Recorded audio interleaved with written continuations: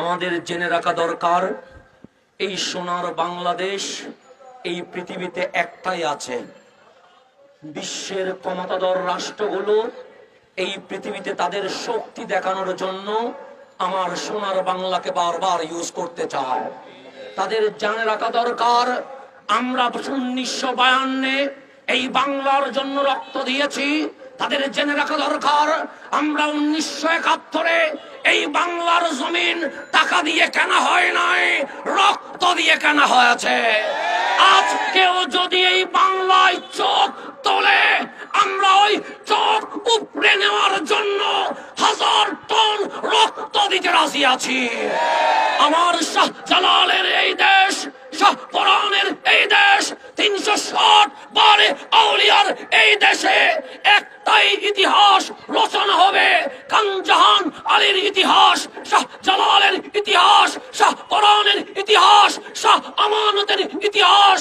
এই রাষ্ট্রের মানুষের অধিকার বাস্তবায়নে আহলে সুন্নাত ওয়াল জামাত হাসতে হাসতে রক্ত দিতে প্রস্তুত আছে। আমরা ফেসবুকে নয়, আমরা মাঠে প্রমাণ করতে চাই। আমরা অনলাইনে নয়, আমরা রাস্তায় প্রমাণ করতে চাই। আজকে যেই হানাহানি এই জমিনে প্রতিষ্ঠিত হয়েছে, আমরা একটা শব্দের সাথে পরিচিত, তার নাম বৈষম্য বিরোধী শব্দ। যেমন আমরা তার কাজ বাস্তবায়ন চাই, ঠিক একইভাবে চট্টগ্রামের জমিনে আমার ভাই অ্যাডভোকেট সাইফুল ইসলামকে যারা জবে করে হত্যা করেছে, তাদের প্রকাশ্যে ফাঁসির ব্যবস্থা করতে হবে।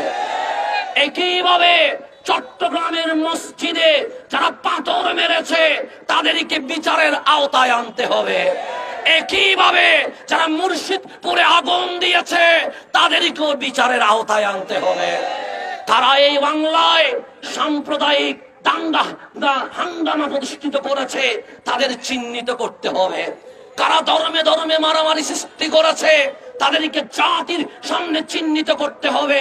যারা আজ এই বাংলার জমিনে সাম্প্রদায়িক দাঙ্গামা সৃষ্টি করেছে, 2024 সালে বাংলার রাজাকার হিসেবে ঘোষণা করা হোক। তাদেরকে বিচারের আওতায় এনে বিশ্ববাসীকে দেখিয়ে দেওয়া হোক এই সম্প্রীতির বাংলাদেশে তারা অশান্তি সৃষ্টি করেছে। তাই আমরা আহলে সুন্নাত ওয়াল জামাত, এই দেশ যেমন আমাদের হাতে নিরাপদ, ঠিক এই দেশকে অশান্ত করতে চাইলে আমরা শান্ত করার জন্য ইমাম হুসাইনের মতো রক্ত দিতে রাজি আছি। আমি দেশবাসীর প্রতি অনুরোধ করব, আমার এই সোনার বাংলাদেশ রক্ষার দায়িত্ব আমাদের। আমার কামলিওয়ালা নবী আমাদেরকে শিখিয়ে দিয়েছে, হব্বুল ওয়াতান মিনাল ঈমান। সুতরাং দেশ প্রেমী ঈমানের অংশ। যেই আমার এই দেশের দিকে আঙ্গুল তুলবে, আমরা ওই আঙ্গুল ভেঙে ফেলবো। যে সাহস দেখাবে, আমরা ওই সাহস চুরমার করে দেব। এই দেশের জন্য আবারও যদি রক্তের প্রয়োজন হয়, আহলে সুন্নাত ওয়াল জামাত প্রস্তুত আছে। আমি সকলকে ধন্যবাদ জানিয়ে এখানেই শেষ করছি। আসসালামু আলাইকুম ওয়া রাহমাতুল্লাহ।